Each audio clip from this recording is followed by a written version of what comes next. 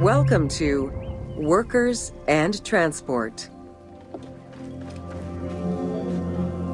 Whether workers were employed for the pyramid construction or at the quarries, the government supplied food and housing. Workers for the pyramids and royal necropolises were housed in more permanent villages, such as the famous Deir el-Medina. Quarry workers had more temporary lodgings. All skill levels were needed and utilized, from basic work hands to prepare the gypsum, to brickmakers and sand carriers, to skilled stonemasons to shape the blocks.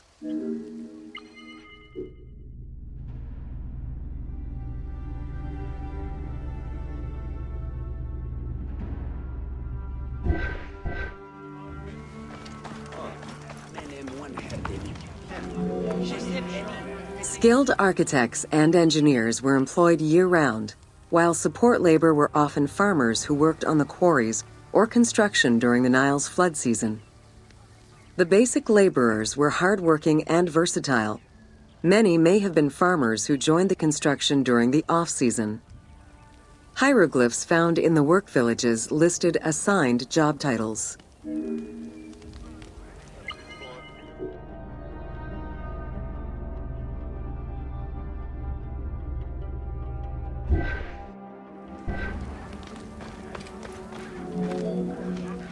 Archaeological research shows that no food was stored or prepared on site, but instead workers received abundant rations of bread, beer, and meat.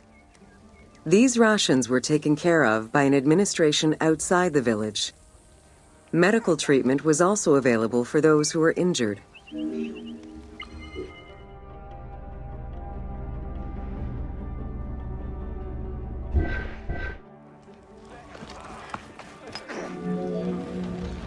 While some quarries were close to the Nile, others were located across the desert and required long expeditions. These expeditions were sanctioned by the state. They involved complex logistics and required many participants.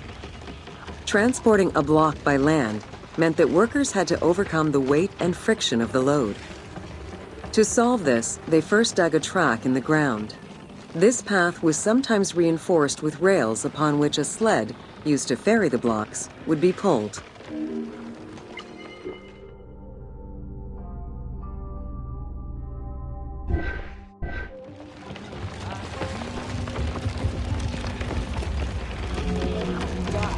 Whenever possible, blocks were toppled from a higher elevation onto the sled. Workers then poured water onto the clay at the front of the sled, creating a slick surface to more easily move the load. It wasn't until the New Kingdom that animals were used to tow the burden.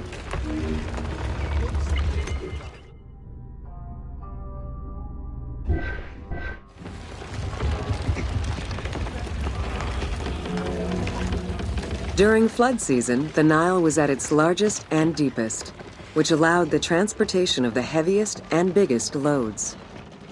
Quarries close to the river had troughs dug out to deliver the stones to the shoreline. Harbors and wharfs situated at the river's edge allowed the transfer of materials and supplies. Harbor warehouses accommodated additional stocks of stone so that they were available for the winter sailing season.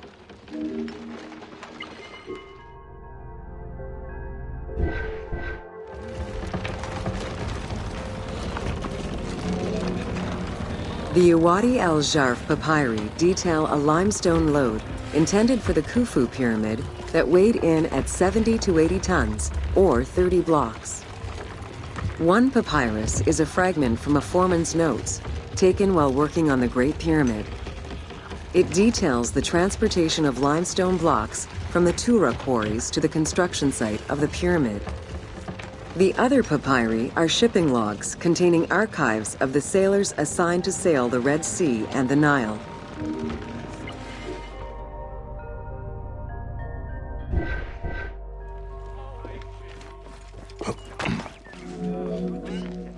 Stone cargo generally weighed 15 tons per boat, amounting to roughly 6 or 7 blocks per trip. For heavier loads such as obelisks, monolithic pillars, or gigantic statues, larger boats were used. These transports are the ones typically showcased on temple walls.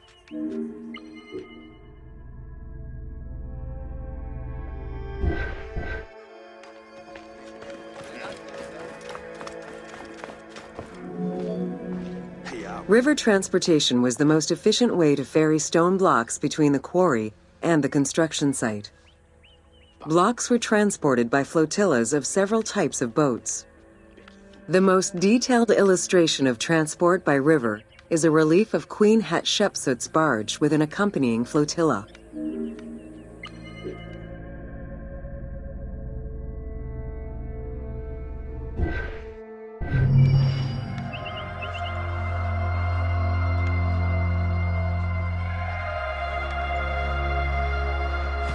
Yeah.